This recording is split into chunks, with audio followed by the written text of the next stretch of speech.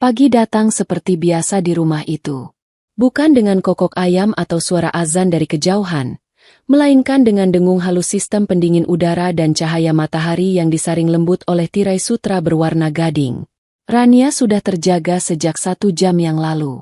Kebiasaan yang ia bawa dari desa, bangun sebelum matahari terbit, tidak pernah bisa ia hilangkan meskipun kini ia tidur di atas kasur seharga mobil. Ia berbaring sejenak, menatap langit-langit kamar yang tinggi dengan ukiran rumit di tepiannya. Di sampingnya, Banyu, suaminya, masih terlelap. Napasnya teratur. Wajahnya damai dalam buayan mimpi. Rania tersenyum tipis. Melihat Banyu seperti ini adalah salah satu sumber kekuatannya. Ia bangkit dari tempat tidur tanpa suara. Kakinya menapaki lantai marmer Italia yang dingin. Ia tidak mengenakan sandal rumah berbulu yang dibelikan Banyu. Kakinya lebih suka merasakan sensasi dingin yang nyata itu, mengingatkannya bahwa semua ini bukan mimpi. Ia berjalan menuju jendela besar yang menghadap ke taman belakang. Kolam renang berwarna biru kehijauan berkilauan, memantulkan cahaya pagi yang masih malu-malu. Taman itu dirawat oleh 3 orang tukang kebun, memastikan tidak ada satu helai daun kering pun yang merusak pemandangan. Semua tampak sempurna, terlalu sempurna. Disinilah ia tinggal, di sebuah istana yang ia bangun sendiri. Orang lain mungkin melihatnya sebagai istri Banyu, anak pengusaha terpandang yang beruntung. Tapi Rania tahu kebenarannya.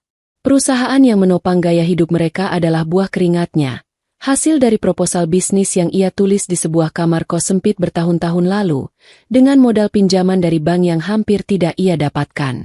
Banyu datang ke dalam hidupnya ketika bisnis itu mulai meroket. Ia tampan, menawan, dan berasal dari keluarga yang namanya saja sudah menjadi jaminan. Rania jatuh cinta. Ia pikir, dengan menikahi Banyu, ia akan mendapatkan paket lengkap, cinta dan pengakuan sosial. Ia mendapatkan yang pertama, atau setidaknya ia meyakinkan dirinya begitu. Tapi yang kedua, selalu terasa jauh. Setelah menyirami anggrek bulan kesayangannya di teras, Rania masuk ke dapur. Bukan dapur kotor berasap seperti di rumah ibunya, melainkan dapur bersih dengan peralatan baja tahan karat yang mengilap dan sebuah pulau marmer di tengahnya. Bei Sumi, asisten rumah tangga mereka, sudah menyiapkan bahan-bahan. Tapi Rania selalu suka membuatkan sarapan untuk Banyu sendiri. Itu adalah ritualnya. Caranya menunjukkan bahwa ia bukan hanya seorang direktur utama yang dingin di ruang rapat, tapi juga seorang istri. Tangannya cekatan mengocok telur, memotong bawang, dan menumis nasi goreng. Aroma harum mulai memenuhi ruangan. Ini adalah nasi goreng spesial, resep dari ibunya, dengan sentuhan terasi udang yang khas. Banyu menyukainya, meskipun ibu mertuanya, Ratna, pernah berkomentar sinis. Makanan rendahan seperti itu kau sajikan di meja makan kita? Baunya sampai ke ruang tamu, katanya suatu kali. Sejak saat itu, Rania hanya membuatnya saat Ibu Ratna tidak ada. Ponselnya yang tergeletak di meja dapur bergetar. Nama, Mama Ratna, tertera di layar. Rania menghela napas panjang sebelum menggeser ikon hijau. Halo, pagi, Ma. Sapanya dengan suara yang dibuat seramah mungkin. Rania, kamu di mana? Banyu sudah bangun. Suara di seberang terdengar tajam dan menuntut, seperti biasa. Tidak ada salam pembuka, tidak ada basa-basi. Aku di dapur. Ma, sedang menyiapkan sarapan. Mas Banyu masih tidur. Terdengar decakan tidak suka. Kamu ini bagaimana? Suami itu dibangunkan, disiapkan bajunya, bukan malah sibuk di dapur seperti pembantu. Kita kan punya 3 pembantu. Untuk apa kamu bayar mereka mahal-mahal? Rania menelan ludah. Hanya membuat nasi goreng kesukaan Mas Banyu. Ma. Sebentar lagi juga selesai. Nasi goreng lagi? Rania. Rania. Coba sekali-kali buatkan suamimu itu sarapan yang lebih berkelas. Salmon asap dengan roti gandum panggang. Atau setidaknya buah-buahan impor. Teman-teman mama kalau sarapan seperti itu. Pantas saja pergaulan Banyu tidak berkembang. Sarapannya saja kampungan. Setiap kata adalah sebuah jarum kecil yang menusuk kulit Rania. Ia sudah terbiasa, tapi rasa sakitnya tidak pernah benar-benar hilang. Baik, Ma. Besok akan Rania siapkan sarapan yang lain. Bagus. Oh ya, nanti malam ada acara amal di Hotel Grand Ballroom. Kamu dan Banyu harus datang. Mama sudah siapkan undangan untuk kalian. Jangan pakai gaun yang norak lagi seperti waktu itu. Mama malu. Baik, Ma. Dan satu lagi, suara Ratna merendah, membuatnya terdengar lebih berbahaya. Mama dengar ibumu mau datang dari desa. Jantung Rania berdebar lebih kencang. Iya, Ma. Mungkin minggu depan. Sudah lama ibu tidak ke Jakarta. Pastikan dia tahu bagaimana harus bersikap. Jangan sampai membuat keluarga kita malu. Ajari dia cara makan yang benar, cara berpakaian yang pantas. Atau lebih baik, suruh saja dia tinggal di apartemenmu yang lama. Rumah kita terlalu besar untuk orang sepertinya. Telepon ditutup bahkan sebelum Rania sempat menjawab. Tangannya yang memegang spatula gemetar. Nasi goreng di wajan nyaris hangus. Ia cepat-cepat mematikan kompor dan menyandarkan tubuhnya ke meja. Napasnya terasa sesak. Kenapa selalu seperti ini? Kenapa usahanya untuk menjadi menantu yang baik selalu terasa kurang? Ia memberikan segalanya. Kemewahan, kenyamanan, status sosial yang kini dinikmati mertuanya. Tapi sebagai gantinya, yang ia dapatkan hanyalah penghinaan yang dibungkus dengan kepedulian palsu. Ia memejamkan mata, membayangkan wajah ibunya. Wajah tulus yang penuh dengan keriput kasih sayang. Ibunya tidak akan pernah mengerti dunia ini. Dunia di mana nilai seseorang diukur dari merek pakaiannya dan cara ia memegang garpu. Sayang, wangi sekali. Suara Banyu yang serak dan manja membuyarkan lamunannya. Pria itu berjalan ke arahnya, hanya mengenakan celana pendek, dan memeluknya dari belakang. Ia mencium tengkuk Rania. Nasi goreng buatan istriku yang paling hebat. Untuk sesaat, semua duri tajam dari percakapan telepon tadi seolah mencair. Pelukan Banyu adalah obat penenangnya. Cintanya pada pria ini adalah alasan mengapa ia bertahan. Ia membalikkan badan dan tersenyum. Pagi, Mas. Ayo, makan dulu. Nanti keburu dingin, katanya, menyembunyikan semua luka di balik senyum paling manis yang bisa ia berikan. Mereka sarapan bersama di meja makan yang bisa menampung 12 orang. Banyu makan dengan lahap, memuji masakan Rania berulang kali. Ia bercerita tentang rencana bermain golf dengan teman-temannya akhir pekan ini, tentang mobil sport model terbaru yang ia inginkan. Rania hanya mendengarkan, sesekali mengangguk. Pikiran Banyu tidak pernah jauh dari kesenangan dan kemewahan. Ia tidak pernah bertanya tentang perusahaan, tentang tekanan yang dihadapi Rania, tentang rapat dewan direksi yang menegangkan kemarin. Bagi Banyu, uang seolah muncul begitu saja dari langit, dan tugas Rania adalah memastikan langit itu tidak pernah mendung. Oh ya, tadi Mama telepon, kata Rania hati-hati. Oh ya? Ada apa? Tanya Banyu sambil menyendok suapan terakhirnya. Mengundang kita ke acara amal nanti malam. Dan menanyakan tentang ibu. Banyu berhenti mengunyah sejenak. Ia tampak sedikit tidak nyaman. Soal ibu, kamu sudah jelaskan pada ibumu kan, sayang? Maksudku, bagaimana harus bersikap di sini? Kamu tahu sendiri Mama orangnya seperti apa. Beliau hanya tidak mau ada yang aneh-aneh. Hati Rania mencelos. Ia berharap, setidaknya dari suaminya, ia akan mendapatkan pembelaan.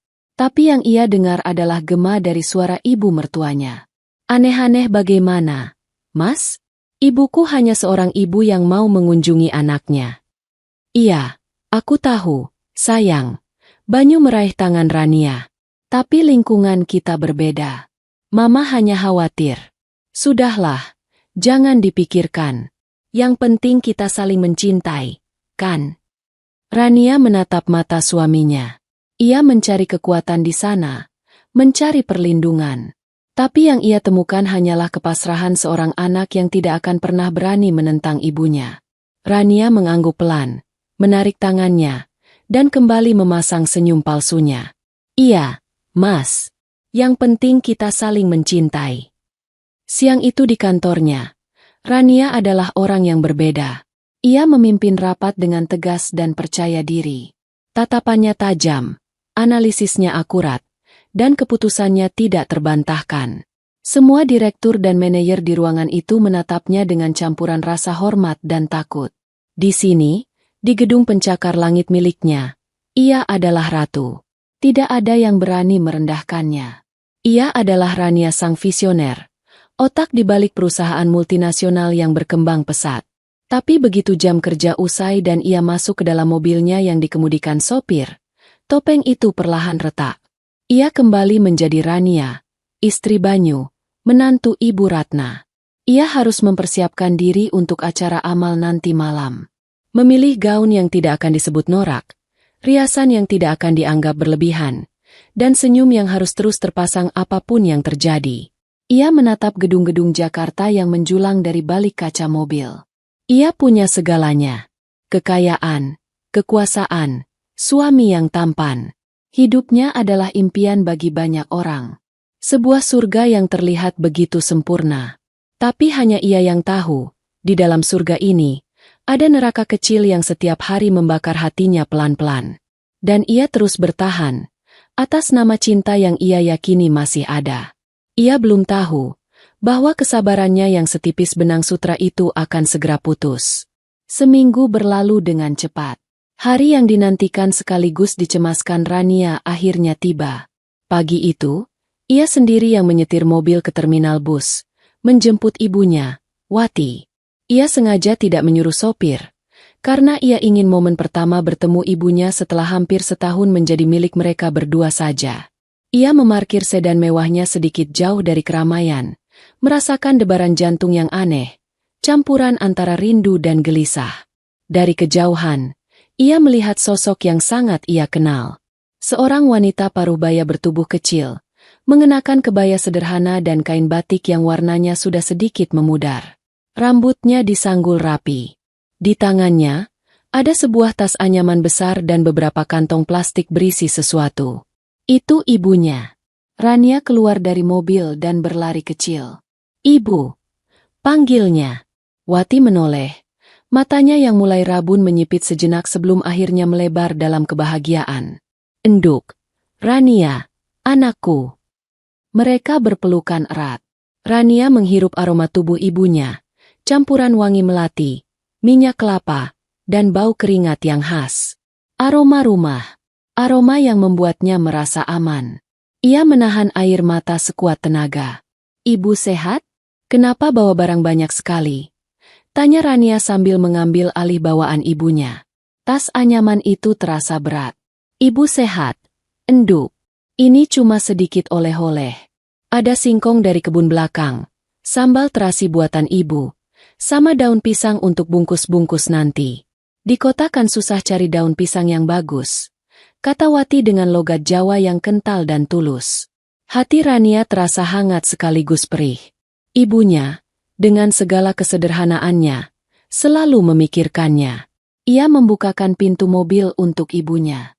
Wati tampak ragu-ragu sejenak, menatap interior mobil yang mewah dengan takjub. Ia mengusap-usap telapak tangannya ke kain batiknya sebelum duduk, seolah takut mengotori jok kulit yang mahal itu. Melihat itu, hati Rania semakin teriris. Perjalanan pulang terasa canggung.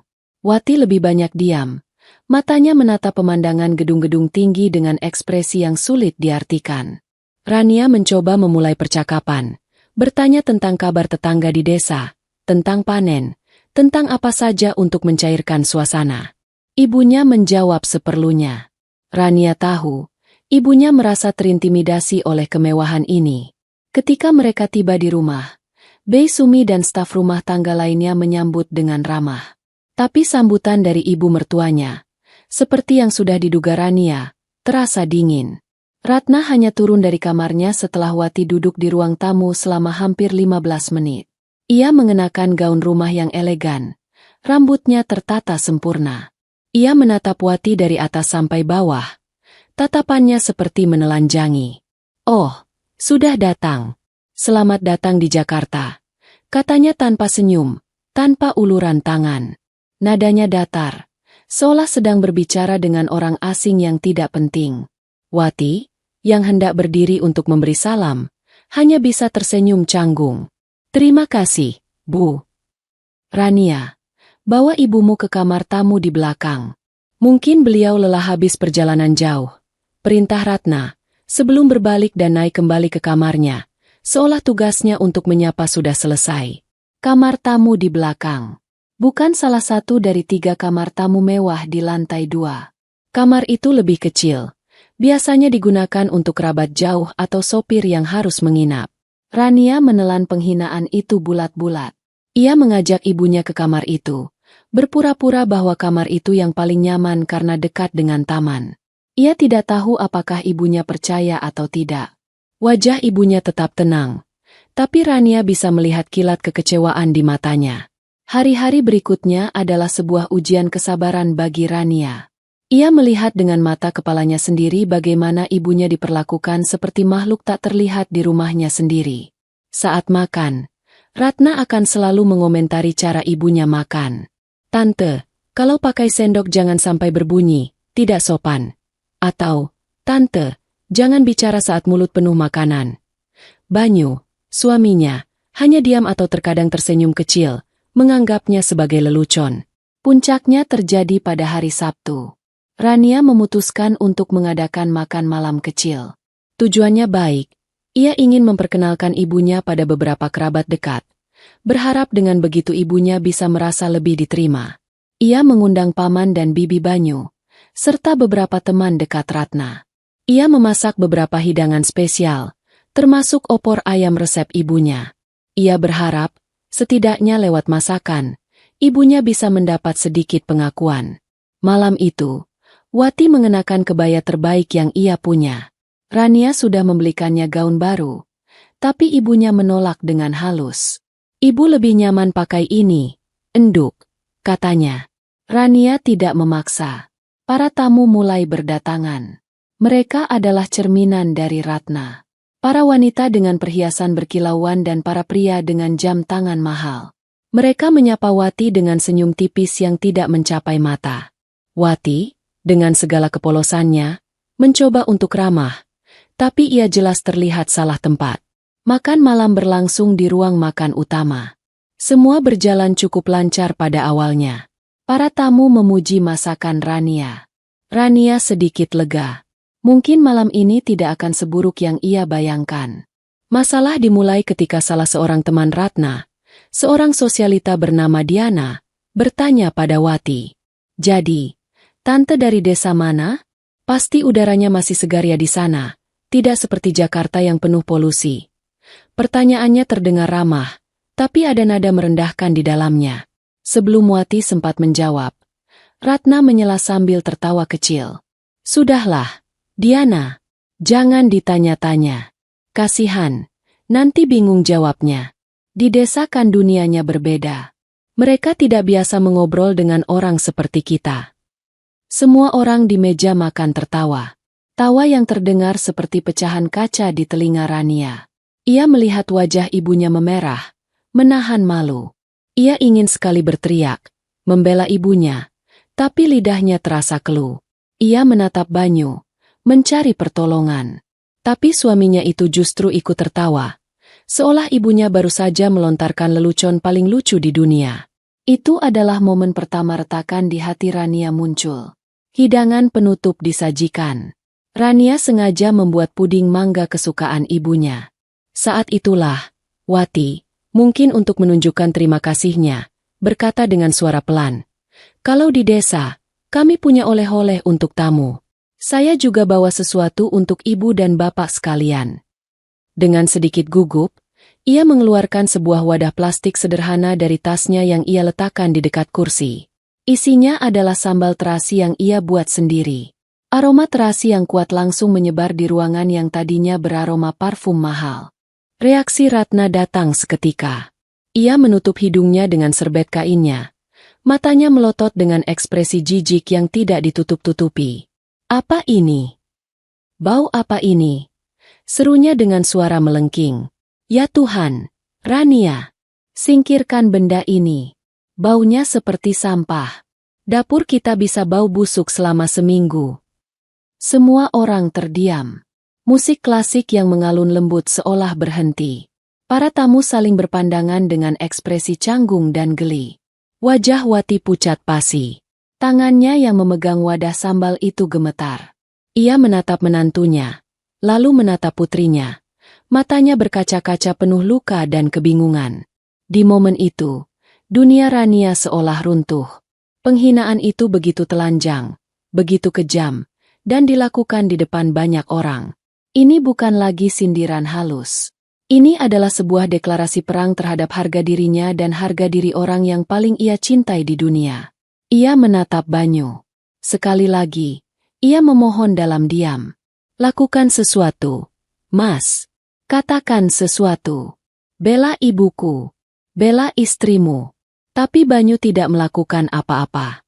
Ia hanya menatap piringnya, mengaduk-aduk sisa pudingnya, seolah-olah kejadian paling memalukan dalam hidup Rania tidak sedang terjadi tepat di hadapannya.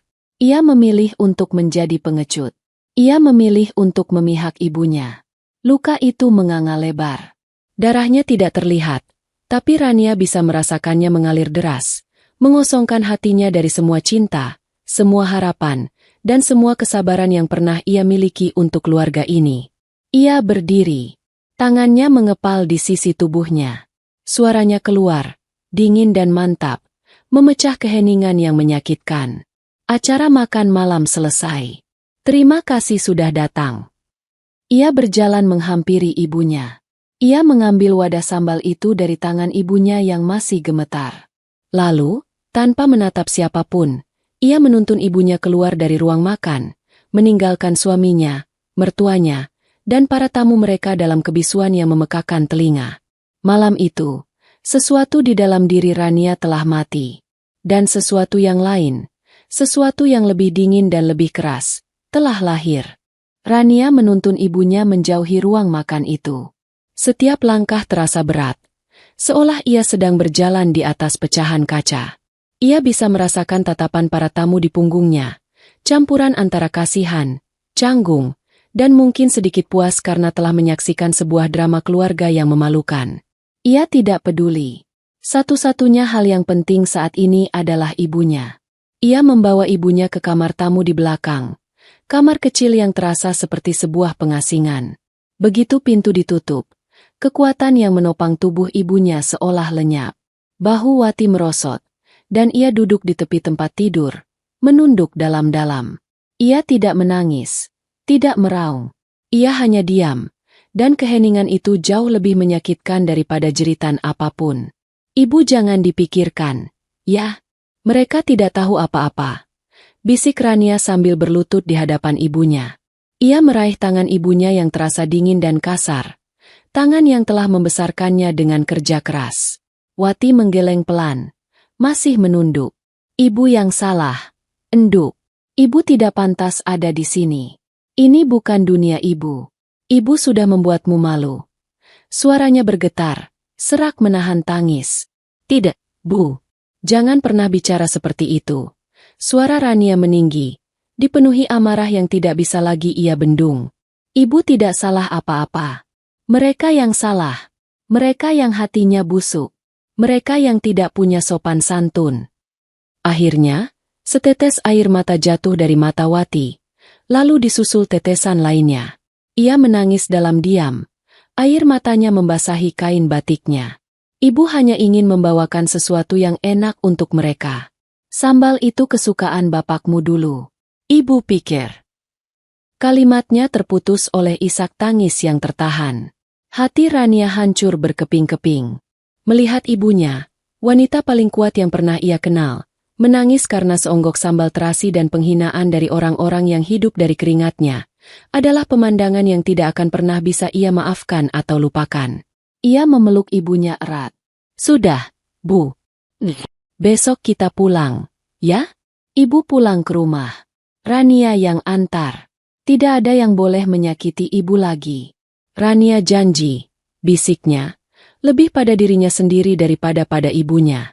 Ia membantu ibunya berbaring, menyelimutinya, dan membuatkannya teh hangat. Ia duduk di samping ranjang sampai napas ibunya terdengar lebih teratur. Pertanda beliau mulai terlelap dalam kelelahan emosional. Saat itulah Rania bangkit. Matanya kering, tapi hatinya terbakar. Api yang selama ini hanya berupa bara kecil kini telah menjadi kobaran yang dahsyat. Ia berjalan keluar kamar, menutup pintu dengan pelan, dan melangkah menuju badai yang menantinya. Ia menemukan Banyu di kamar tidur utama mereka. Pria itu sudah berganti pakaian dengan kaos dan celana pendek, sedang sibuk dengan ponselnya. Ia mendongak ketika Rania masuk, ekspresinya tampak kesal. "Kamu dari mana saja? Para tamu jadi pulang lebih awal. Kamu membuat suasana jadi sangat tidak enak, Rania," katanya, langsung menyalahkan. Rania menatap suaminya. Ia mencoba mencari sisa-sisa cinta yang pernah ia rasakan untuk pria di hadapannya ini. Tapi yang ia lihat hanyalah seorang asing. Seorang pengecut yang bersembunyi di balik kemewahan istrinya. "Seharusnya kamu bertanya, bagaimana keadaan ibuku?" jawab Rania dingin. Suaranya datar, tanpa emosi. Banyu menghela napas, meletakkan ponselnya. "Ya, aku tahu kamu marah. Tapi cobalah mengerti. Sayang, Mama itu orangnya ceplas-ceplos. Beliau tidak bermaksud jahat.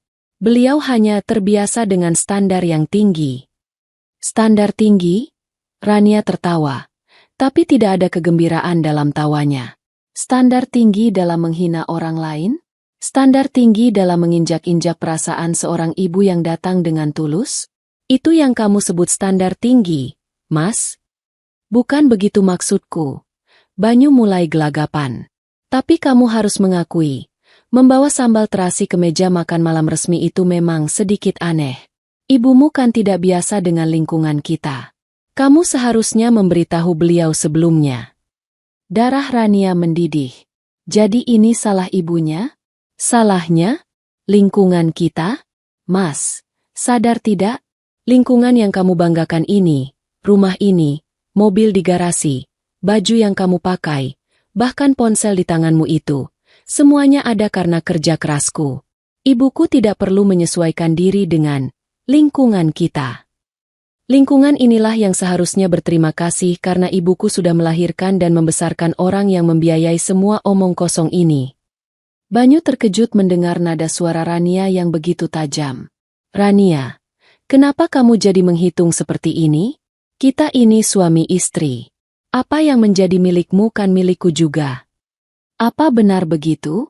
Kalau memang milik kita bersama, kenapa tadi kamu diam saja saat ibuku, yang juga seharusnya menjadi ibumu, dihina di depan semua orang? Kenapa kamu membiarkan ibumu sendiri mempermalukannya? Seorang suami seharusnya melindungi istrinya dan keluarganya. Tapi kamu tadi di mana, Mas? Kamu bersembunyi di balik piring pudingmu." "Aku tidak mau memperkeruh suasana," bantah Banyu. Suaranya meninggi. "Kalau aku melawan Mama, keadaan akan jadi lebih buruk. Kamu tahu sendiri Mama seperti apa." "Ya, aku tahu Mama seperti apa," desis Rania. "Dan malam ini, aku juga jadi tahu kamu itu seperti apa. Kamu anaknya. Sama saja. Jaga bicaramu, Rania. Kamu terlalu sensitif. Ini hanya masalah kecil yang dibesar-besarkan." "Masalah kecil?" Rania maju selangkah. Matanya menatap tajam ke arah Banyu. "Ibuku menangis di kamar belakang karena merasa menjadi aib. Itu bukan masalah kecil bagiku. Itu adalah segalanya." Terjadi keheningan yang mencekam. Mereka saling tatap. Jurang di antara mereka terasa semakin lebar dan dalam. "Aku mau kamu minta maaf pada ibuku," kata Rania akhirnya. Suaranya kembali tenang, tapi mengandung ultimatum. "Kamu dan ibumu. Besok pagi, sebelum aku mengantarnya pulang." Banyu tampak ragu. Ia mengusap wajahnya dengan frustrasi. "Rania, jangan membuat ini jadi semakin rumit. Sudahlah, biarkan saja. Nanti juga semua lupa." "Aku tidak akan lupa. Dan ibuku tidak akan lupa," tegas Rania. "Ini permintaan terakhirku sebagai istrimu. Minta maaf, atau apa?" tantang Banyu. Rania menatapnya lekat-lekat. Inilah saatnya. Titik di mana tidak ada lagi jalan untuk kembali. Atau semua ini berakhir. Banyu tertawa gugup. Kamu mengancam mau cerai hanya karena masalah sambal? Jangan konyol, Rania. Ini bukan tentang sambal. Ini tentang harga diri. Tentang siapa yang kamu pilih untuk berdiri di sampingnya. Aku dan ibuku. Atau ibumu dengan semua kesombongannya. Pertanyaan itu menggantung di udara. Banyu tidak mampu menjawab. Wajahnya pucat. Ia membuka mulut, lalu menutupnya lagi. Ketidakmampuannya untuk memberikan jawaban yang tegas adalah jawaban itu sendiri. Ia tidak akan pernah memilih Rania di atas ibunya. Ia tidak akan pernah membelanya. Rania mengangguk pelan, seolah mengerti. Tidak ada lagi yang perlu dikatakan. Cinta, harapan, dan masa depan yang pernah ia bangun dalam benaknya bersama pria ini, semuanya telah menjadi abu. Ia berbalik, berjalan keluar dari kamar tanpa mengucapkan sepatah kata pun lagi. Ia tidak kembali ke kamar ibunya. Ia juga tidak pergi ke kamar tamu lain. Ia berjalan menuju satu-satunya tempat di rumah itu yang benar-benar menjadi miliknya, ruang kerjanya. Ruangan itu berbeda dari seluruh bagian rumah. Tidak ada sentuhan tangan Ratna di sana. Furniturnya modern dan fungsional. Di dinding, tergantung papan tulis besar yang penuh dengan strategi bisnis dan proyeksi keuntungan. Di rak buku, berjejer penghargaan bisnis yang pernah ia menangkan. Di meja, tergeletak laptop tempat ia membangun kerajaannya dari nol. Ini adalah dunianya. Dunia di mana ia memiliki kendali penuh. Ia duduk di kursi kulitnya yang empuk, dalam kegelapan. Ia tidak menyalakan lampu. Ia hanya menatap keluar jendela, ke arah kerlip lampu kota Jakarta yang tak pernah tidur. Untuk pertama kalinya setelah bertahun-tahun, ia membiarkan dirinya menangis. Bukan tangisan kesedihan seorang wanita yang patah hati, tapi tangisan kelegaan. Tangisan pelepasan. Ia menangisi kebodohannya, kenaifannya yang berpikir bahwa cinta bisa menaklukkan segalanya. Ia menangisi tahun-tahun yang ia habiskan untuk menyenangkan orang-orang yang tidak pernah menghargainya. Setelah air matanya kering, yang tersisa adalah kehampaan yang dingin. Dan dari kehampaan itu, tumbuh sebuah keputusan. Keputusan yang sekeras dan sedingin baja. Ia sudah cukup menjadi korban. Ia sudah cukup menjadi sapi perah. Mereka telah mengambil cintanya, kesabarannya, dan merobek-repek harga diri keluarganya. Sekarang, ia akan mengambil kembali semuanya. Tangannya bergerak mantap. Menyalakan laptop. Layarnya yang terang memantulkan wajahnya yang pucat namun penuh tekad. Ia membuka satu persatu file digitalnya. Sertifikat rumah atas namanya. Surat kepemilikan perusahaan 100% atas namanya. Laporan aset bank, reksadana, saham, semua atas namanya. Banyu dan ibunya hanyalah penumpang dalam sebuah kapal pesiar mewah miliknya. Dan malam ini, sang kapten telah memutuskan untuk menurunkan para penumpang gelap itu di tengah lautan. Ia mengangkat teleponnya. Bukan untuk menelepon teman atau kerabat untuk mengadu. Ia mencari satu nama di kontaknya. Pak Haryo, pengacara. Jarinya berhenti sejenak di atas nama itu. Lalu menekannya dengan mantap. Halo, Pak Haryo. Maaf mengganggu malam-malam. Suaranya terdengar tenang dan terkendali. Saya Rania. Ada yang harus kita urus besok pagi. Tolong siapkan surat gugatan cerai. Dan juga, semua dokumen yang kita perlukan untuk mengambil alih kembali aset-aset saya. Ya, semuanya.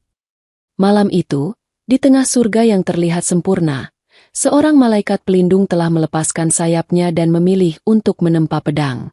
Pagi menjelang dengan suasana yang dingin dan ganjil. Mentari bersinar seperti biasa. Tetapi kehangatannya tidak mampu menembus kebekuan di dalam rumah mewah itu. Rania tidak tidur semalaman.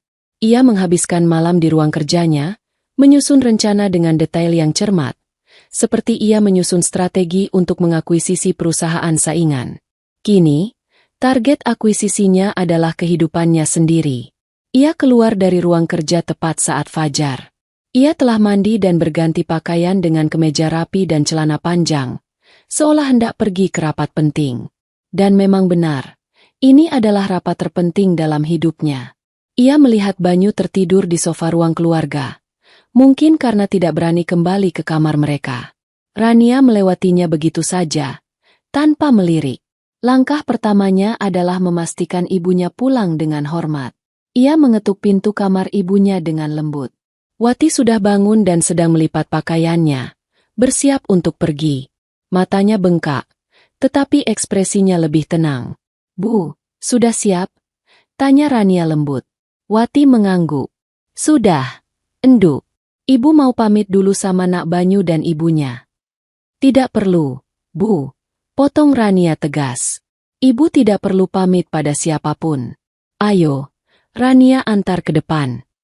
Di depan rumah, sebuah mobil sedan hitam yang nyaman sudah menunggu. Bukan salah satu mobil koleksi Rania, melainkan mobil sewaan dari layanan premium yang ia pesan subuh tadi, lengkap dengan sopir pribadi yang akan mengantar ibunya sampai ke depan pintu rumah di desa. Wati terkejut. "Ini mobil siapa, Enduk?" "Mobil untuk ibu. Supaya ibu bisa pulang dengan nyaman, tidak perlu naik bus," kata Rania sambil memasukkan tas ibunya ke bagasi. Ia mengeluarkan sebuah amplop tebal dari tasnya dan memberikannya pada ibunya.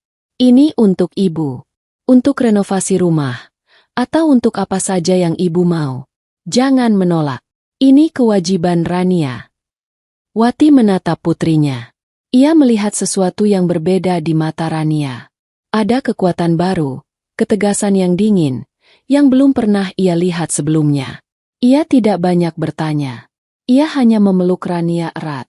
"Jaga dirimu baik-baik, Enduk. Ibu selalu doakan kamu." "Ibu juga jaga kesehatan," balas Rania, menahan gejolak di dadanya. Setelah mobil yang membawa ibunya menghilang di tikungan jalan, Rania berdiri sejenak di depan gerbang rumahnya yang megah. Ia menarik napas dalam-dalam. Babak pertama telah selesai. Kini saatnya memulai babak kedua. Ia mengeluarkan ponselnya. Badai akan dimulai, bukan dengan guntur yang menggelegar, tapi dengan bisikan pelan melalui sambungan telepon. Panggilan pertama adalah ke layanan prioritas bank tempat ia menyimpan sebagian besar kekayaannya. "Selamat pagi," dengan Rania Adiningrat. Sapanya dengan suara profesional yang biasa ia gunakan di kantor. "Saya ingin menginformasikan bahwa saya ingin membatalkan semua kartu kredit tambahan yang terhubung dengan rekening utama saya." "Ya, semua kartu. Atas nama Banyu Pratama dan Ratna Dewi. Mohon diproses secepatnya. Efektif hari ini. Terima kasih." Panggilan kedua adalah ke manajer dealer mobil mewah tempat ia membeli sebuah sedan Eropa yang khusus ia berikan untuk ibu mertuanya. "Selamat pagi, Pak Andi. Ini Rania. Saya harap tidak mengganggu. Begini, saya ada rencana untuk menjual sedan seri 5 yang saya beli bulan lalu. Bisakah Bapak mengirim seseorang dari tim Bapak untuk menjemput mobilnya hari ini? Katakan saja untuk keperluan inspeksi dan penilaian harga jual." "Ya, jemput saja di alamat rumah saya. Terima kasih banyak atas bantuannya."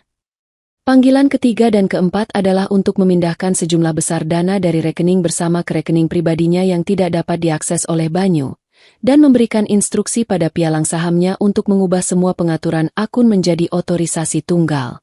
Semua dilakukan dalam waktu kurang dari 15 menit. Tenang, efisien, dan mematikan. Setelah selesai, ia masuk kembali ke dalam rumah. Banyu sudah bangun dan sedang duduk di meja makan dengan wajah kusut. Ibu Ratna juga ada di sana, mengenakan jubah tidur sutranya, menatap Rania dengan pandangan menghina. "Akhirnya keluar juga kamu dari sarangmu," cibir Ratna. "Sudah mengantar pengemis itu pulang?" Rania tidak menjawab. Ia berjalan ke dapur, mengambil sebotol air mineral, dan meminumnya dengan tenang. Ia mengabaikan keberadaan mereka berdua, seolah mereka hanyalah perabot tak bernyawa. Sikapnya yang dingin itu membuat Banyu dan ibunya semakin marah. "Rania, aku bicara padamu," bentak Banyu. "Kamu pikir dengan diam seperti ini masalah akan selesai?" Rania menoleh, menatap mereka berdua dengan tatapan kosong.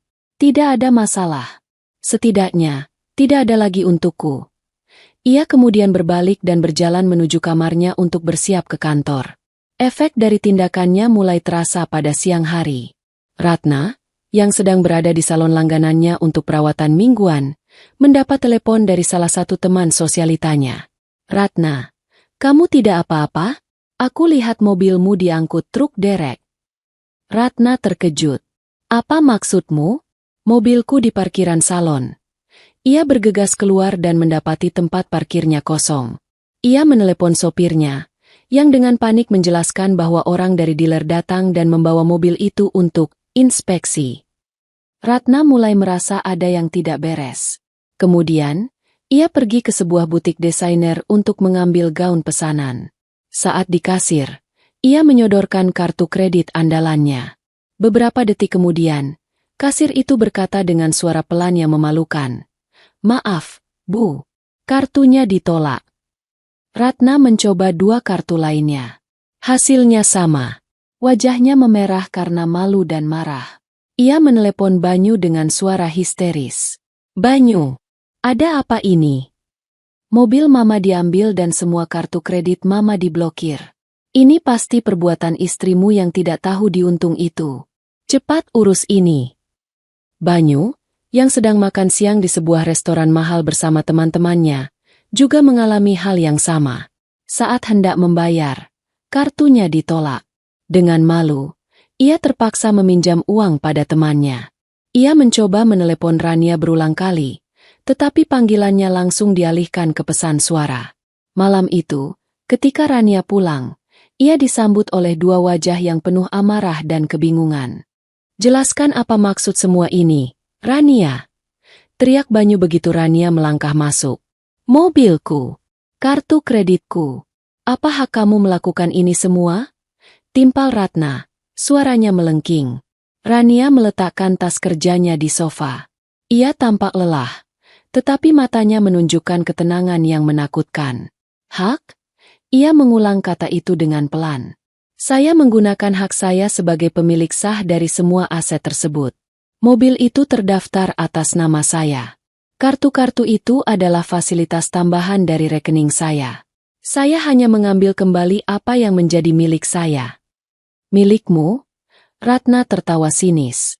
"Jangan lupa, kamu bisa seperti ini karena menikah dengan anak saya. Kamu membawa nama keluarga kami." Rania tersenyum tipis. "Sepertinya Mama lupa. Sebelum menikah dengan anak Mama, perusahaan saya sudah bernilai miliaran. Saya tidak butuh nama keluarga siapapun. Sebaliknya, nama keluarga kalian yang sekarang bisa bergaya hidup mewah karena menempel pada nama saya." Perkataan Rania yang telak dan tanpa tedeng aling-aling itu membuat Banyu dan Ratna terdiam. Mereka tidak pernah mendengar Rania berbicara seperti ini. Rania yang mereka kenal adalah wanita penurut yang selalu menunduk dan berkata, "Ya, Ma. Ini karena masalah tadi malam kan?" Suara Banyu melunak, mencoba strategi lain. "Sayang, aku minta maaf, oke? Aku salah. Tapi tidak perlu sampai seperti ini. Ini keterlaluan." "Keterlaluan?" tanya Rania. "Menurutku, yang keterlaluan adalah melihat ibuku sendiri dihina di rumahku sendiri oleh orang-orang yang hidup dari uangku, sementara suamiku hanya diam menonton. Itu yang namanya keterlaluan." Ia menatap mereka berdua, satu persatu. "Anggap saja ini awal dari penyesuaian gaya hidup. Kalian harus mulai terbiasa hidup tanpa fasilitas dari saya." Setelah mengatakan itu, ia berjalan menaiki tangga. "Rania, tunggu," panggil Banyu. Panik. "Kamu mau kemana? Kita belum selesai bicara." Rania berhenti di tengah tangga. Ia menoleh ke bawah. Matanya tidak menunjukkan kemarahan lagi, hanya kehampaan. "Oh, kita sudah selesai, Mas Banyu. Kita sudah sangat selesai." Ia melanjutkan langkahnya, masuk ke kamarnya, dan mengunci pintu. Meninggalkan Banyu dan Ratna yang berdiri mematung di ruang tamu megah itu. Mereka masih marah, tetapi di bawah kemarahan itu, sebuah perasaan baru mulai merayap masuk ke dalam hati mereka. Rasa takut. Mereka mulai sadar, ini bukan sekadar pertengkaran rumah tangga. Ini adalah sebuah kudeta. Dan mereka baru saja kehilangan segalanya. Hari-hari setelah badai pertama terasa aneh dan sunyi. Rumah yang biasanya ramai dengan celoteh Ratna di telepon atau suara televisi yang ditonton Banyu kini senyap.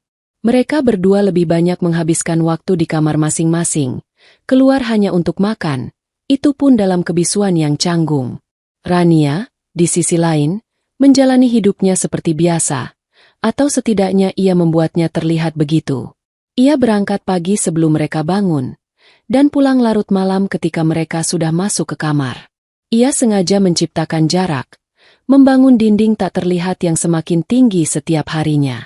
Ia tidur di kamar tamu utama di lantai 2, meninggalkan kamar tidur mereka yang luas dan penuh kenangan itu kosong. Banyu dan Ratna masih berada dalam fase penyangkalan. Mereka yakin ini hanyalah taktik Rania untuk mendapatkan permintaan maaf. Mereka pikir, jika mereka bertahan dan tidak memberikan kepuasan itu pada Rania, pada akhirnya Rania akan luluh. Dia itu cinta mati padamu, Banyu, kata Ratna pada anaknya suatu sore, mencoba meyakinkan dirinya sendiri. Mana mungkin dia tega meninggalkanmu? Dia hanya sedang marah. Biarkan saja dulu. Nanti juga capek sendiri. Wanita itu kalau sedang emosi memang suka berlebihan. Banyu mengangguk. Meskipun di dalam hatinya ada keraguan yang semakin membesar. Sikap Rania yang dingin dan acuh tak acuh terasa begitu asing. Ini bukan Rania yang ia kenal. Rania yang akan menangis dan memohon agar dicintai. Wanita yang ia lihat sekarang adalah seorang direktur utama yang sedang menangani masalah di perusahaannya. Efisien, tanpa ampun, dan tidak melibatkan perasaan. Mereka tidak tahu bahwa kesabaran Rania sudah habis. Permainannya sudah selesai. Yang tersisa sekarang hanyalah eksekusi. Pada hari kelima setelah insiden makan malam, sebuah motor kurir berhenti di depan gerbang megah rumah itu. Seorang pria berseragam turun dan menekan bel. Bei Sumi yang membukakan pintu. Kurir itu menyerahkan 2 buah amplop coklat tebal yang tersegel rapi. Satu ditujukan untuk Banyu Pratama, dan satu lagi untuk Ratna Dewi. Di sudut kiri atas amplop, tertera logo sebuah firma hukum ternama di Jakarta. Bei Sumi membawa surat itu ke dalam dengan perasaan tidak enak. Ia memberikannya pada Banyu dan Ratna yang kebetulan sedang duduk bersama di ruang keluarga, merencanakan bagaimana cara membujuk Rania. Surat? Tanya Ratna dengan kening berkerut. Dari siapa? Banyu mengambil kedua amplop itu. Ia melihat logo firma hukum dan jantungnya mulai berdebar kencang. Dari kantor pengacara, MA. Pengacara? Untuk apa Rania pakai pengacara? Suara Ratna terdengar cemas. Kesombongannya sedikit terkikis oleh firasat buruk. Dengan tangan yang sedikit gemetar, Banyu merobek amplop yang ditujukan untuknya. Ia mengeluarkan beberapa lembar kertas yang dicetak di atas kertas tebal berkualitas tinggi. Matanya terpaku pada judul dokumen di halaman pertama, yang dicetak dengan huruf tebal. Surat gugatan cerai. Dunia Banyu seakan berhenti berputar. Ia membaca kata demi kata, kalimat demi kalimat, meskipun otaknya sulit memproses informasi itu. Gugatan cerai. Diajukan oleh Rania Adiningrat. Dengan alasan, perbedaan prinsip yang tidak dapat disatukan kembali, dan kurangnya dukungan moral dari pihak suami dalam menghadapi permasalahan keluarga. Di dalamnya juga terlampir jelas pernyataan bahwa tidak ada harta gono gini yang perlu dibicarakan, karena semua aset yang dimiliki selama pernikahan adalah murni milik pihak penggugat, yang diperoleh sebelum dan selama masa pernikahan tanpa kontribusi finansial dari pihak tergugat. Di bawah tumpukan dokumen gugatan cerai itu, ada satu lembar surat lagi. Kali ini dengan kop surat perusahaan milik Rania. Surat itu singkat, padat, dan menusuk langsung ke jantung harga diri Banyu. Surat pemberhentian kerja. Jabatannya sebagai direktur, yang selama ini hanya menjadi simbol tanpa pekerjaan nyata, secara resmi dicabut. Efektif pertanggal surat itu diterima. Gajinya yang fantastis, yang sebenarnya hanyalah uang saku dari Rania, dihentikan. Kertas-kertas itu terlepas dari genggamannya, melayang dan jatuh berantakan di atas karpet Persia yang mahal. Wajahnya pucat seperti mayat. Napasnya tersengal-sengal. Banyu? Ada apa, nak? Tanya Ratna panik melihat reaksi anaknya. Ia kemudian meraih amplop miliknya dan membukanya dengan kasar. Isinya lebih pendek, tapi tidak kalah mematikan. Sebuah surat peringatan hukum atau somasi. Isinya menyatakan bahwa ia, Ratna Dewi, saat ini menempati properti yang terdaftar dengan sertifikat hak milik nomor sekian, atas nama Rania Adiningrat. Surat itu dengan sopan namun tegas memintanya untuk mengosongkan properti tersebut dalam waktu 30 hari sejak tanggal surat diterima. Jika dalam waktu 30 hari properti belum dikosongkan, pihak kuasa hukum Rania akan menempuh jalur hukum untuk melakukan pengosongan paksa. Ratna membaca surat itu 3 kali. Ia tidak percaya. Mengosongkan rumah? Rumah ini? Rumah yang selama ini ia pamerkan pada teman-temannya? Rumah yang menjadi simbol statusnya? Ini pasti sebuah lelucon. Lelucon yang sangat tidak lucu. Tidak mungkin, desisnya. Wanita itu sudah gila. Dia tidak bisa mengusir kita dari rumah ini. Ini juga rumah anakku. Banyu akhirnya menemukan suaranya kembali, meskipun terdengar parau. Dia bisa. Ma. Rumah ini atas nama Rania. Aku ingat saat akad kredit. Semuanya atas nama dia. Aku pikir itu hanya formalitas. Ia tertawa hampa. Bukan cuma rumah. Ma. Perusahaan. Mobil. Tabungan. Semuanya. Semuanya milik Rania. Aku tidak punya apa-apa. Saat itulah, penyangkalan mereka hancur berkeping-keping, digantikan oleh horor yang dingin dan nyata. Ini bukan lagi amarah seorang istri. Ini adalah sebuah pembongkaran yang terencana. Rania tidak sedang mencoba memberi mereka pelajaran. Ia sedang menghapus mereka dari hidupnya. Secara harfiah. Telepon dia. Banyu. Telepon dia sekarang juga. Jerit Ratna. Panik. Paksa dia untuk membatalkan semua ini. Katakan padanya kamu mencintainya. Katakan apa saja. Banyu dengan panik meraih ponselnya dan menekan nomor Rania. Panggilannya tidak masuk. Hanya ada nada tunggu singkat. Lalu pesan suara. Nomor yang Anda tuju sedang tidak dapat menerima panggilan. Rania telah memblokirnya. Coba WhatsApp. Perintah Ratna. Banyu membuka aplikasi pesan. Foto profil Rania yang biasanya menampilkan foto mereka berdua kini kosong. Centang 1. Pesannya tidak terkirim. Ia juga diblokir di sana. Kita harus ke kantornya, kata Banyu, meraih kunci mobilnya. Mobil sport yang juga ia sadari dibeli atas nama perusahaan Rania. Mereka bergegas pergi ke gedung pencakar langit tempat Rania berkantor. Napas mereka terengah-engah saat tiba di lobi yang megah. Banyu, yang biasanya bisa langsung naik ke lantai eksekutif, tiba-tiba dihentikan oleh 2 orang petugas keamanan berbadan tegap. Maaf, Pak Banyu. Ada yang bisa kami bantu? Tanya salah satu petugas dengan sopan namun tegas. Saya mau bertemu Rania. Istri saya. Kata Banyu tidak sabar. Petugas itu bertukar pandang dengan resepsionis, yang kemudian berbicara pelan ke teleponnya. Beberapa detik kemudian, resepsionis itu menatap Banyu dengan ekspresi datar. Mohon maaf, Pak Banyu, Bu Ratna. Ibu Rania sedang dalam rapat penting dan berpesan tidak bisa diganggu. Tidak ada jadwal pertemuan atas nama Bapak dan Ibu hari ini. Saya tidak butuh jadwal. Saya suaminya. Bentak Banyu, kehilangan kendali. Peraturan tetap peraturan. Pak, kami tidak bisa mengizinkan Bapak naik tanpa persetujuan dari Ibu Rania. Jawab petugas keamanan itu. Tubuhnya menghalangi akses ke lift. Ratna mencoba menerobos. Tapi petugas yang lain menghalanginya. Ibu, tolong jangan membuat keributan. Rasa malu membakar wajah mereka. Para karyawan yang lalu lalang di lobi menatap mereka dengan pandangan ingin tahu. Banyu Pratama, putra mahkota perusahaan, ditolak masuk ke kantor istrinya sendiri. Penghinaan ini terasa lebih menyakitkan daripada kartu kredit yang ditolak. Mereka akhirnya menyerah dan kembali ke mobil dengan langkah gontai. Semua jalan buntu. Semua akses tertutup. Rania telah mengisolasi mereka sepenuhnya, memotong semua jalur komunikasi. Mereka kembali ke rumah itu. Rumah yang sama yang mereka tinggali pagi tadi, tetapi kini terasa berbeda. Dindingnya seolah mencekik, perabotannya seolah mengejek. Ini bukan lagi istana mereka, melainkan sebuah penjara mewah dengan jam hitung mundur yang terus berdetak. 30 hari. Banyu duduk merosot di sofa. Ia menatap surat-surat dari pengacara yang tergeletak di meja. Di sana, hitam di atas putih, adalah akhir dari dunianya. Ia kehilangan istri, pekerjaan, rumah, dan masa depannya, semua dalam satu hari. Ratna berjalan mondar-mandir seperti singa dalam kandang.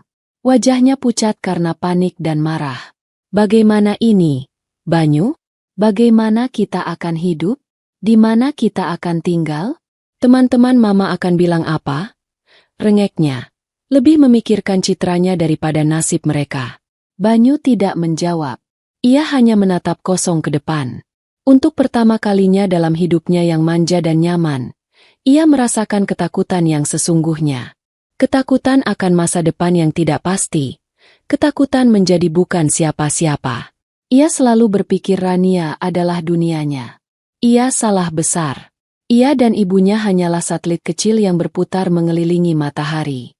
Dan sekarang, matahari itu telah memutuskan untuk memadamkan cahayanya, melemparkan mereka ke dalam kegelapan yang dingin dan abadi. 30 hari terasa seperti seumur hidup sekaligus sekejap mata. Jam hitung mundur yang dipasang oleh Rania melalui surat pengacaranya terus berdetak tanpa ampun di setiap sudut rumah. Suasana yang tadinya hanya dingin kini berubah menjadi suram. Para asisten rumah tangga, yang gajinya dibayar langsung oleh Rania, kini bekerja dengan efisiensi yang dingin. Mereka tidak lagi ramah atau banyak bicara pada Ratna dan Banyu. Mereka hanya menjalankan tugas, membersihkan rumah yang sebentar lagi akan ditinggalkan oleh majikan mereka yang lama.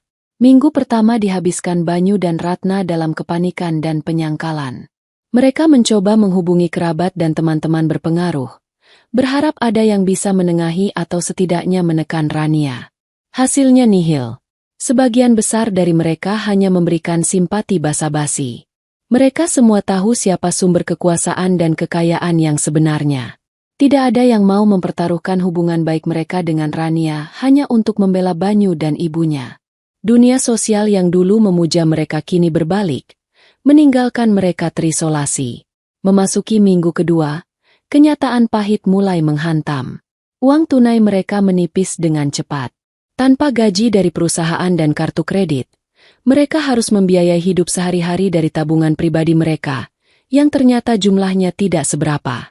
Banyu tidak pernah menabung. Untuk apa? Ia selalu berpikir aliran dana dari Rania tidak akan pernah berhenti. Ratna, meskipun punya simpanan, enggan menggunakannya. Ia terlalu terbiasa hidup dari fasilitas menantunya. Kita harus menjual sesuatu, kata Banyu suatu hari. Suaranya terdengar putus asa. Ratna menatapnya dengan ngeri.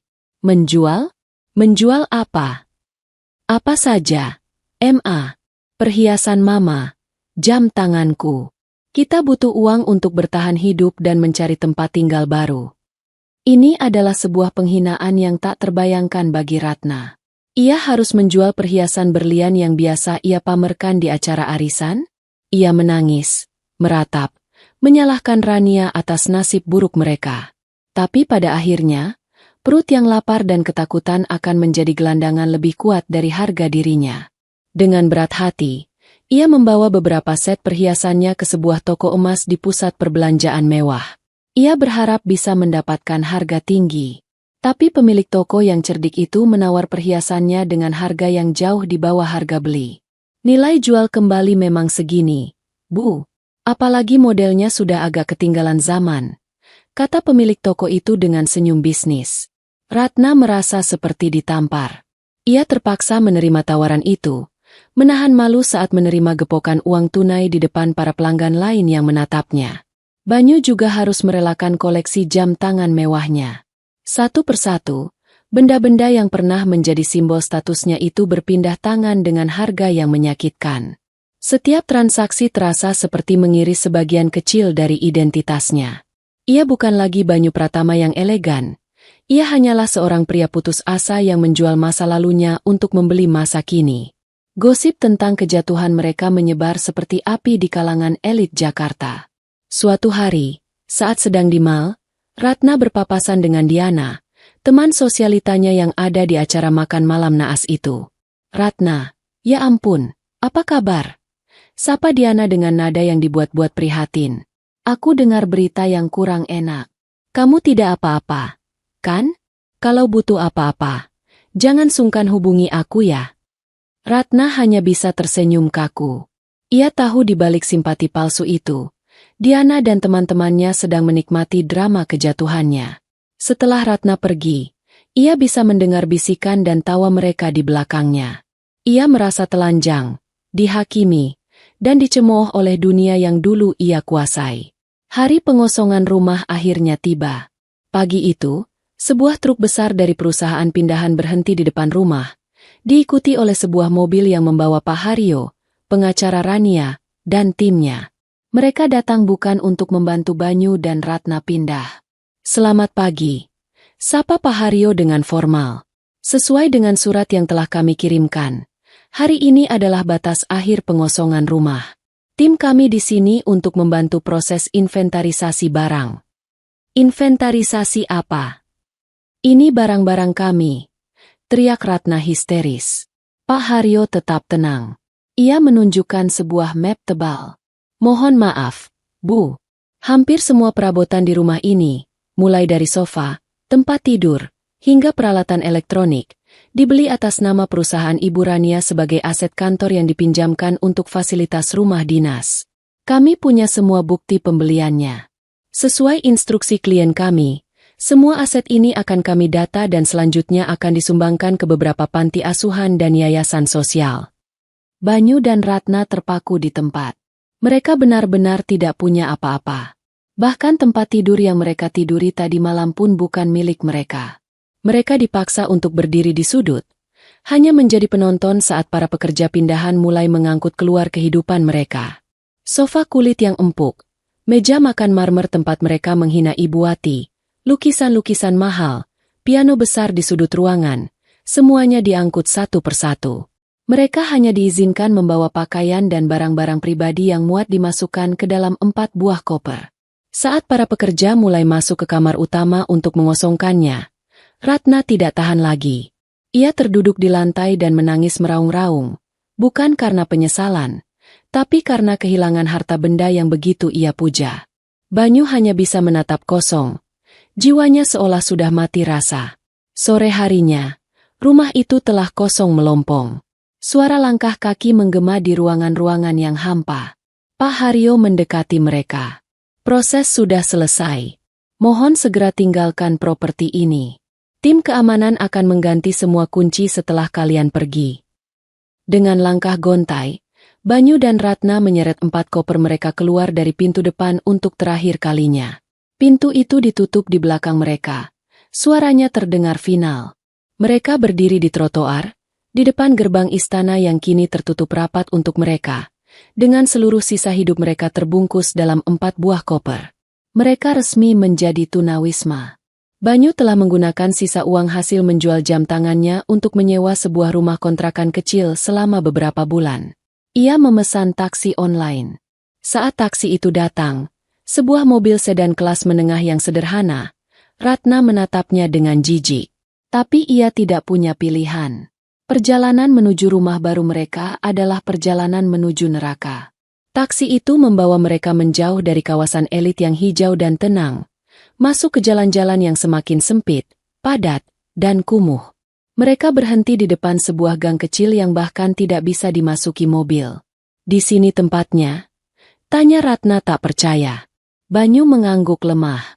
"Ini yang paling murah yang bisa aku dapatkan, Ma." Mereka menyeret koper mereka memasuki gang yang becek dan berbau tidak sedap. Rumah kontrakan itu adalah sebuah petak kecil dengan dinding yang catnya sudah mengelupas. Di dalamnya hanya ada satu ruangan yang berfungsi sebagai ruang tamu sekaligus kamar tidur, dan sebuah kamar mandi kecil yang gelap dan lembab. Tidak ada AC, hanya sebuah kipas angin tua yang berdecit. Ratna menjatuhkan tas tangannya. Ia menatap sekeliling ruangan yang sempit dan pengap itu, membandingkannya dengan kamar mandinya yang lebih luas dari seluruh rumah ini. Bau comberan dari luar masuk melalui ventilasi. Suara tetangga yang bertengkar terdengar jelas dari dinding yang tipis. Ini adalah realitas baru mereka. Ia jatuh terduduk di atas salah satu koper, dan untuk pertama kalinya, tangisannya bukan lagi tangisan kemarahan, melainkan tangisan keputusasaan yang murni. Langit ketujuh tempat mereka bertahta telah runtuh, dan mereka jatuh terhempas ke dasar bumi yang paling keras. Banyu hanya berdiri di ambang pintu, menatap ibunya yang hancur, dan menyadari bahwa ini barulah permulaan dari penderitaan mereka. Hidup di dalam kotak sempit yang mereka sebut rumah itu adalah sebuah penyiksaan yang berjalan lambat. Setiap hari adalah repetisi dari penderitaan yang sama. Panas yang menyengat di siang hari membuat dinding-dinding beton serasa memancarkan api, sementara kipas angin tua di sudut ruangan hanya sanggup memutar udara panas yang sama. Malam hari tidak lebih baik. Suara nyamuk yang berdenging di telinga, suara tetangga yang bertengkar, dan bau got yang menguar dari luar menjadi teman tidur mereka yang setia. Ratna adalah yang paling menderita, atau setidaknya, ia yang paling vokal menunjukkan penderitaannya. Ia menghabiskan hari-harinya dengan mengeluh. Mengeluhkan panas, makanan, air yang keruh, dan segalanya. Ia tidak bisa melakukan pekerjaan rumah tangga apapun. Mencoba mencuci baju dengan tangan berakhir dengan tangannya yang lecet dan busa sabun di mana-mana. Mencoba memasak nasi di atas kompor minyak tanah kecil berakhir dengan nasi yang hangus dan dapur yang penuh asap. Kesombongannya belum sepenuhnya hilang. Ia masih merasa semua ini di bawah levelnya. Tetapi kesombongan itu kini terdengar seperti rengekan seorang anak manja yang kehilangan mainannya. Banyu, di sisi lain, dipaksa untuk berubah. Rasa putus asa yang awalnya melumpuhkannya pelan-pelan berubah menjadi sesuatu yang lain. Sebuah tekad untuk bertahan hidup. Ia sadar, meratapi nasib tidak akan mengisi perut mereka. Untuk pertama kalinya dalam hidupnya yang berusia 32 tahun, Banyu harus mencari pekerjaan. Ia memulai dengan optimisme naif. Ia mengenakan satu-satunya kemeja bagus yang tersisa, menyisir rambutnya dengan rapi, dan pergi ke gedung-gedung perkantoran di pusat kota. Ia mencoba melamar pekerjaan di beberapa perusahaan. Tapi kenyataan menamparnya dengan keras. Ia tidak punya pengalaman kerja yang nyata. Jabatannya sebagai direktur di perusahaan Rania hanyalah tempelan. Ijazah sarjananya sudah berdebu dan tidak lagi relevan. Setelah belasan kali ditolak, seringkali bahkan sebelum sempat diwawancara, ia akhirnya menyerah. Kehinaan itu memaksanya untuk menurunkan standarnya. Ia mulai mencari pekerjaan apa saja. Ia mencoba melamar sebagai penjaga toko, pelayan restoran, bahkan petugas kebersihan. Tapi lagi-lagi, ia ditolak. Wajahnya yang terlalu bersih dan tangannya yang terlalu halus membuatnya tampak tidak cocok untuk pekerjaan kasar. Suatu sore, saat berjalan pulang dengan lunglai dan perut kosong, ia melihat beberapa orang kuli panggul sedang sibuk menurunkan karung-karung beras dari sebuah truk di pasar. Mereka bermandi keringat, otot-otot mereka menegang, tapi mereka tertawa bersama. Ada kehidupan di mata mereka, sesuatu yang sudah lama padam di mata Banyu. Dengan sisa-sisa keberanian yang ia miliki, ia mendekati mandor mereka. "Pak, apa ada pekerjaan untuk saya?" tanyanya. Suaranya nyaris tak terdengar. Sang mandor menatapnya dari atas ke bawah dengan pandangan skeptis. "Kerja apa? Kamu bisa angkat karung 50 kilo." Banyu ragu sejenak, lalu mengangguk mantap. "Bisa, Pak. Saya akan coba." Hari itu adalah hari terberat dalam hidup Banyu. Punggungnya terasa seperti akan patah. Tangannya yang halus langsung lecet dan melepuh. Debu dan keringat bercampur di tubuhnya, menciptakan bau asam yang belum pernah ia cium sebelumnya dari badannya sendiri. Ia hanya mampu mengangkat 8 karung sebelum akhirnya terduduk lemas. Napasnya tersengal-sengal. Tapi di akhir hari, sang mandor memberinya beberapa lembar uang 50 ribuan yang lecek. Banyu menatap uang di tangannya. Jumlahnya tidak seberapa. Bahkan tidak cukup untuk membeli secangkir kopi di kafe langganannya dulu. Tapi uang ini terasa berbeda. Ini adalah uang pertama yang ia hasilkan dengan ototnya sendiri. Ada setitik kebanggaan yang aneh, yang tumbuh di tengah lautan penderitaannya. Malam itu, saat ia memberikan uang itu pada ibunya untuk membeli beras dan telur, ia melihat ibunya menatapnya dengan pandangan yang sulit diartikan. Dan saat ia merebahkan tubuhnya yang remuk redam di atas kasur tipis, bayangan Rania muncul di benaknya. Bukan Rania yang kaya raya dan berkuasa, melainkan Rania yang sering ia dapati tertidur di depan laptopnya karena kelelahan bekerja. Ia baru mengerti sekarang. Ia baru memahami secuil saja dari pengorbanan yang telah dilakukan wanita itu. Penyesalan mulai merayap masuk, lebih dalam dari sekadar penyesalan karena kehilangan kemewahan. Ia menyesali kemalasannya. Ia menyesali keegoisannya. Dan yang paling utama, ia menyesali kepengecutannya. Bayangan wajah Ibu Wati yang pucat dan terluka di malam itu terus menghantuinya. Ia ingat tatapan memohon Rania, dan kebisuan dirinya.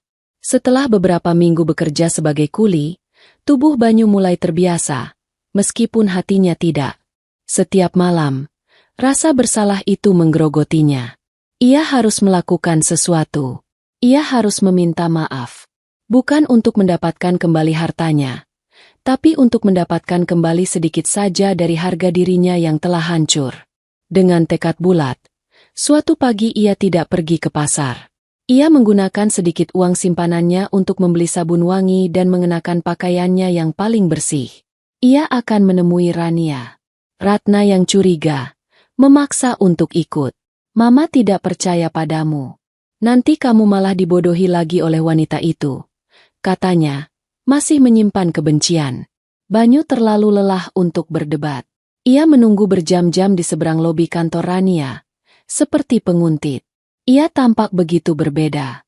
Kulitnya menghitam karena terbakar matahari, tubuhnya lebih kurus namun lebih liat, dan sorot matanya tidak lagi kosong, melainkan dipenuhi oleh beban kehidupan. Akhirnya, menjelang sore, ia melihat Rania keluar dari gedung, berjalan menuju mobilnya. Banyu berlari menyeberang jalan, mengabaikan klakson mobil. Rania, panggilnya. Rania berhenti, sedikit terkejut melihat penampilan Banyu. Pengawal pribadinya langsung maju untuk menghalangi, tapi Rania memberi isyarat agar mereka mundur. Ia menatap Banyu dengan ekspresi tenang yang tak terbaca. Aku perlu bicara. Sebentar saja. Mohon Banyu. Napasnya terengah. Rania menatapnya sejenak, lalu mengangguk. Di kafe itu, 5 menit. Di sebuah sudut kafe yang sepi, mereka duduk berhadapan. Ratna menunggu di luar, mengawasi dengan cemas dari kejauhan. Banyu tidak tahu harus memulai dari mana. Ia hanya menatap wanita di hadapannya, yang terlihat semakin bersinar dan berwibawa, sementara ia sendiri terlihat seperti sampah. Aku. Suaranya tercekat. Ia menundukkan kepala dan tanpa diduga, air matanya mulai menetes. Ia menangis, bukan tangisan manja, tapi tangisan seorang pria yang hancur. Aku minta maaf, Rania. Ia tidak berhenti di situ. Ia menceritakan semuanya. Tentang penyesalannya, tentang bagaimana ia akhirnya mengerti arti kerja keras, tentang bagaimana bayangan malam itu terus menghantuinya. Aku tidak memintamu untuk kembali. Aku juga tidak meminta uangmu, katanya sambil terisak. Aku hanya ingin kamu tahu. Aku salah. Aku pengecut. Aku suami yang gagal. Seharusnya aku membelamu dan ibumu. Seharusnya aku melindungimu. Maafkan aku, Rania. Maafkan aku. Ia turun dari kursinya, berlutut di lantai kafe yang dingin, dan menundukkan kepalanya dalam-dalam. Sebuah tindakan penyesalan yang tulus dan memalukan. Rania menatapnya tanpa ekspresi. Ia mendengarkan setiap kata. Untuk sesaat, ada kilatan emosi di matanya. Mungkin iba, mungkin sisa-sisa kenangan lama. Tapi kemudian, matanya kembali menjadi dingin dan jernih. Ia berdiri. Aku terima permintaan maafmu, Mas Banyu. Banyu mendongak. Matanya penuh harapan. Tapi menerima maaf bukan berarti melupakan atau memulai kembali. Lanjut Rania, suaranya setajam es.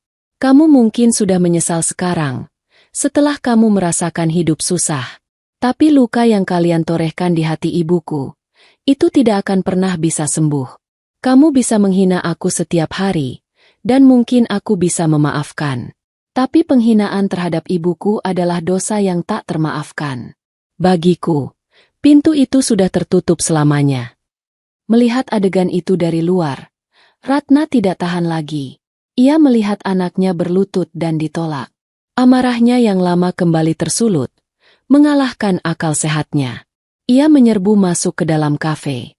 "Tega kamu, Rania," jeritnya, menunjuk-nunjuk wajah Rania. "Lihat apa yang sudah kamu lakukan pada anakku.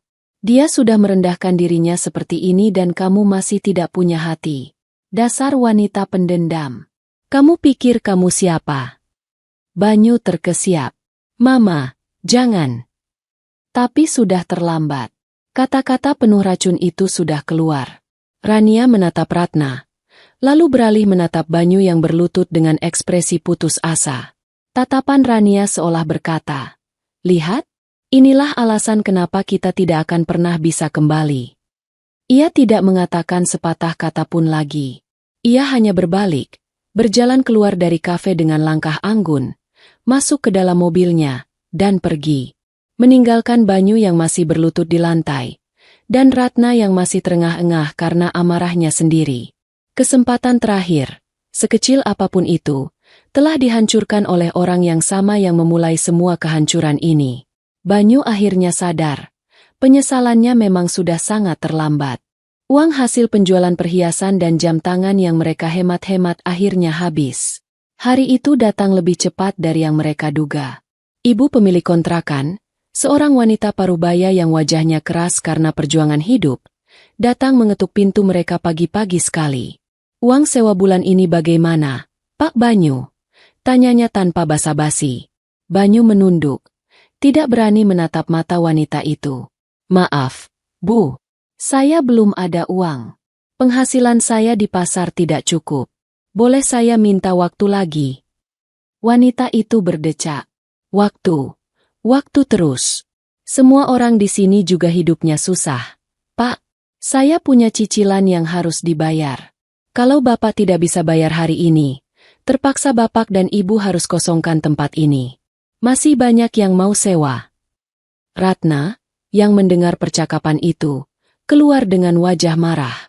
"Ibu ini tidak punya perasaan, ya? Kami sedang susah. Justru karena saya punya perasaan, makanya saya kasih waktu Bapak sebulan kemarin. Sekarang kesabaran saya sudah habis," balas wanita itu ketus. "Saya kasih waktu sampai sore ini. Kalau belum bayar juga, barang-barang Bapak saya taruh di luar." Wanita itu pergi begitu saja, meninggalkan mereka dalam keheningan yang menakutkan. Sore itu, ancaman itu menjadi kenyataan. Ibu kontrakan itu, dibantu oleh beberapa pemuda tetangga, mengeluarkan barang-barang mereka, 4 koper usang dan beberapa perabot murah yang sempat mereka beli, ke pinggir gang yang becek. Pintu kontrakan itu digembok dari luar.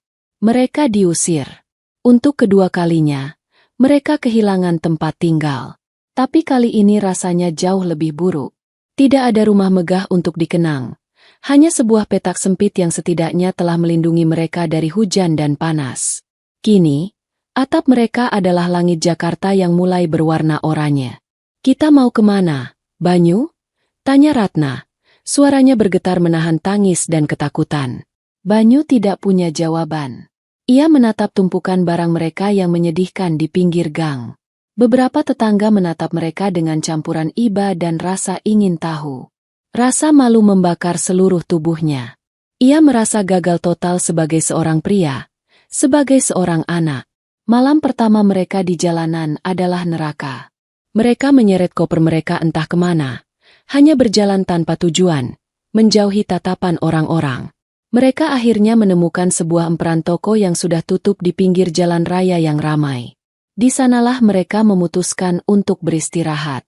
Ratna, yang seumur hidupnya tidur di atas kasur empuk berspray sutra, kini harus merebahkan tubuhnya di atas lantai keramik yang dingin dan kotor, hanya beralaskan selembar kardus bekas yang ditemukan Banyu. Suara klakson mobil, deru mesin, dan teriakan orang-orang menjadi lagu pengantar tidur mereka yang sumbang. Ratna tidak bisa tidur. Ia menangis tanpa suara. Tubuhnya gemetar karena dingin dan takut. Banyu duduk bersandar di dinding, memeluk lututnya. Ia tidak tidur sama sekali. Matanya awas, mengamati setiap orang yang lewat dengan curiga. Takut ada yang mengganggu mereka. Ia merasa begitu tidak berdaya, begitu terekspos. Disinilah mereka, dua manusia yang pernah berada di puncak dunia, kini terbuang di pinggir jalan seperti sampah. Hari-hari berikutnya adalah perjuangan untuk bertahan hidup dari jam ke jam. Pagi hari, mereka akan pergi ke toilet umum di sebuah taman kota atau masjid untuk membersihkan diri seadanya. Rasa lapar menjadi teman mereka yang paling akrab. Penghasilan Banyu sebagai kuli panggul, yang kini tidak menentu, hanya cukup untuk membeli sebungkus nasi dengan lauk seadanya untuk mereka makan berdua. Seringkali, Banyu hanya makan separuh dan memberikan sisanya pada ibunya, berbohong bahwa ia sudah kenyang. Mereka belajar tentang dunia yang selama ini tidak pernah mereka lihat. Dunia para pemulung, pengamen, dan orang-orang jalanan lainnya. Mereka belajar di mana bisa mendapatkan air minum gratis, di mana ada pembagian makanan dari orang-orang dermawan, dan di mana tempat yang paling aman untuk tidur di malam hari. Mereka menjadi bagian dari komunitas tak terlihat di kota metropolitan itu. Tubuh Ratna yang rapuh tidak kuat menahan kerasnya kehidupan jalanan. Kurang tidur, makanan yang tidak bergizi, dan stres membuat daya tahan tubuhnya anjlok. Ia mulai batuk-batuk. Awalnya hanya batuk biasa, tapi lama-kelamaan semakin parah, disertai demam yang naik turun. Banyu panik. Ia tidak punya uang untuk membawa ibunya ke dokter. Bahkan untuk membeli obat batuk di warung pun ia tidak sanggup. Ia hanya bisa membelikan ibunya air hangat dan memijat punggungnya. Ia menutupi tubuh ibunya yang menggigil dengan satu-satunya jaket yang ia miliki. Melihat ibunya, wanita yang dulu begitu angkuh dan perkasa, kini terbaring lemah dan sakit-sakitan di atas trotoar yang kotor, hati Banyu terasa hancur. Semua ini salahnya. Salah kebodohannya, dan salah kesombongan ibunya. Tapi menyalahkan keadaan tidak akan mengubah apapun. Suatu malam, hujan turun dengan sangat deras. Mereka berhasil menemukan tempat berteduh di bawah sebuah jembatan layang yang remang-remang. Demam Ratna semakin tinggi, ia mulai mengigau. Banyu memeluk ibunya dengan erat, mencoba memberikan kehangatan dari tubuhnya, sambil menangis dalam diam. Ia merasa putus asa. Ia rela melakukan apa saja untuk mendapatkan pertolongan. Di tengah keputusasaannya, matanya menangkap sebuah cahaya dari seberang jalan. Sebuah warung kopi kecil masih buka, dan di dalamnya ada sebuah televisi tua yang menyala. Sebuah acara berita malam sedang tayang. Banyu tidak terlalu memperhatikan, sampai sebuah wajah yang sangat ia kenal muncul di layar. Itu Rania. Ia tampak cantik dan elegan dalam balutan busana formal, sedang diwawancarai di sebuah acara peresmian. Suara dari televisi itu terdengar samar di antara deru hujan. Sebuah kehormatan bagi perusahaan kami untuk bisa meluncurkan program Rumah Harapan, kata Rania di televisi. Suaranya terdengar jernih dan penuh percaya diri. Program ini didedikasikan untuk membantu saudara-saudara kita yang kurang beruntung. Kami akan membangun beberapa rumah singgah yang layak bagi para kaum duafa dan gelandangan di ibu kota, lengkap dengan fasilitas kesehatan dan pelatihan kerja, agar mereka bisa mendapatkan kesempatan kedua untuk hidup yang lebih baik. Kamera menyorot Rania yang sedang tersenyum ramah, dikelilingi oleh para pejabat dan kilatan lampu kamera. Ia dipuji sebagai seorang pengusaha dermawan berhati mulia. Banyu terpaku menatap layar televisi itu. Sebuah ironi yang begitu kejam dan menyakitkan menusuk jantungnya. Wanita yang sedang berbicara tentang membangun rumah singgah untuk para gelandangan itu adalah wanita yang sama yang telah membuatnya menjadi gelandangan. Ia dan ibunya yang sedang sakit adalah target dari program amal itu. Mereka adalah statistik yang ingin Rania bantu. Ia menoleh dari wajah Rania yang bersinar di layar televisi ke wajah ibunya yang pucat dan basah oleh keringat dingin. Jarak di antara dua dunia itu hanya beberapa meter, dipisahkan oleh jalanan yang basah oleh air hujan, tapi terasa lebih jauh dari galaksi. Ia tertawa, tawa serak yang lebih terdengar seperti isak tangis. Takdir sedang mempermainkannya dengan cara yang paling brutal. Ia dan ibunya adalah bukti nyata dari dosa masa lalu, sekaligus menjadi monumen tak terlihat dari kebaikan hati Rania di masa kini. Dan mereka terjebak di antaranya, dalam kegelapan di bawah jembatan, tanpa ada yang menolong.